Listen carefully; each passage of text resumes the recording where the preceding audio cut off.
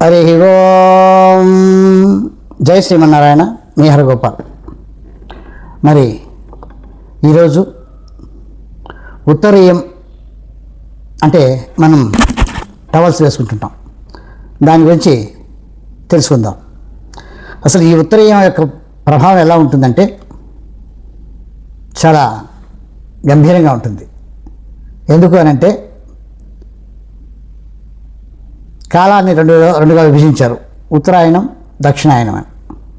మరి దక్షిణాయనం పూజలకి పునస్కారాలకి అంత మంచిది కాదు. ఉత్తరాయణంలో పండుగలు, శుభకార్యాలు అన్నీ చేసుకుంటూ ఉంటారు.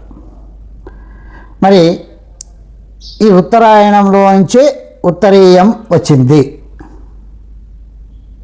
మరి ఉత్తరీయం వల్ల మనకు శుభం చేకూరుతుంది. శుభాన్ని తెలియజేసేదే ఉత్తరీయం. పూజలు పర్వదినాలలో ఉత్తరీయం లేకుండా కూర్చోరాదు.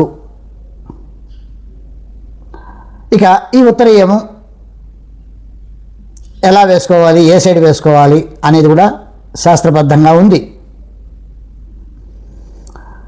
ఉత్తరీయము కుడి ఎడమలలో ఎడమ పక్క వేసుకుంటే శుభకరం. ఎందుకు అనంటే మనం బాగా గమనిస్తుంటాం, స్త్రీలు కూడా ఎడమ పైటే శుభకరంగా భావిస్తారు. కుడిపైట కొన్ని సాంప్రదాయాల్లో వాళ్ళ వస్త్రధారణలో ఉండొచ్చు. మరి 90 పాళ్ళు ఎడమ పక్క పైట వేసుకుంటుంటారు స్త్రీలు కూడా. మరి అలాంటిది పురుషులు కూడా ఈ ఉత్తరీయాన్ని ఎడమ పక్క వేసుకోవడం శుభకరం. మీరు పెద్దలకి స్వాగతం చెప్పేటప్పుడు కానీ, పూజల్లో కూర్చున్నప్పుడు కానీ, ఏ దేవాలయాలకు వెళ్ళినప్పుడు కానీ ఈ ఉత్తరీయం ఎడమ పక్క వేసుకొని పోతే భార్యా సమేతంగా మీరు పోయినట్లు, భార్యా సమేతంగా వాళ్ళని ఆహ్వానించినట్లు. అంటే దీని అర్థం రాజుగారి పెద్ద భార్య మంచిదంటే చిన్న భార్య అర్థమైపోతుంది. అలా ఎడమ పక్క భార్యా సమేతంగా మనం వాళ్ళని ఆహ్వానిస్తున్నామంటే కుడి పక్క వేసుకుంటే భార్య లేని వాళ్ళు అని అర్థం. ఇంతటి గూఢార్థము ఎదుటి వాళ్ళు జ్ఞానులు గమనిస్తుంటారు.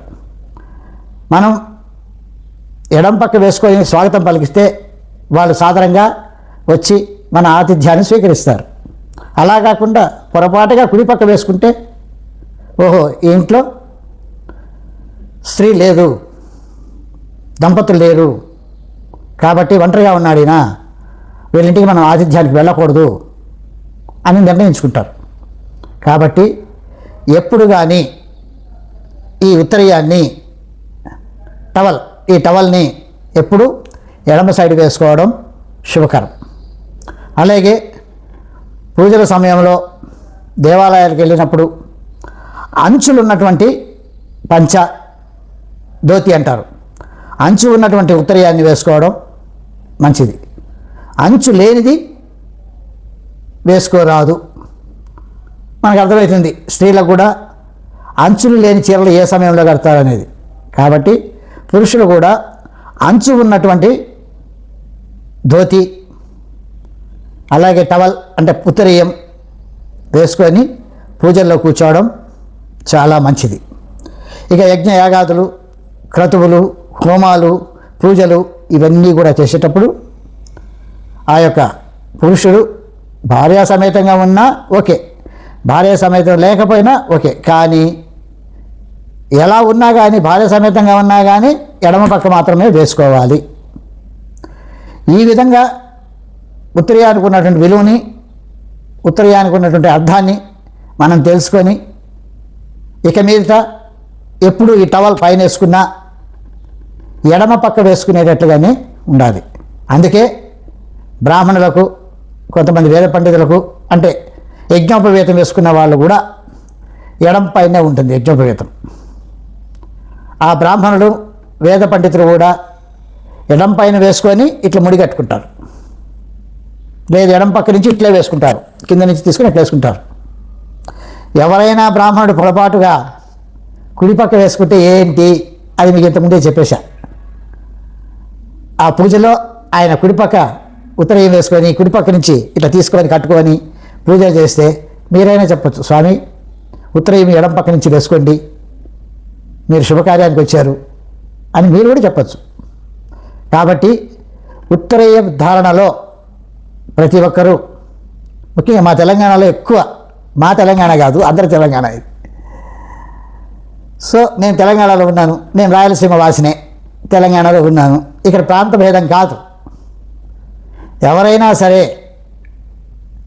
ఇక్కడ తెలంగాణలో ముఖ్యంగా ఏంటంటే బట్టలు పెట్టేటప్పుడు కానీ అతిథులకు కానీ చాలా సత్కారాలు చేస్తుంటారు. ఈవెన్ పెళ్ళిళ్ళలో కానీ ఏదైనా శుభకార్యాల్లో కానీ అన్నింటిలో కూడా ఒక ఉత్తరీయాలు తెస్తుంటారు. ఒక 50, 100, 200 అటు కూడా తెస్తారు. వచ్చిన వాళ్ళందరికీ కూడా కప్పుతుంటారు. పాపం చాలా ఆనందంగా ఉంటుంది, నాకు చాలా హ్యాపీగా ఉంటుంది ఆ విషయానికి వస్తే.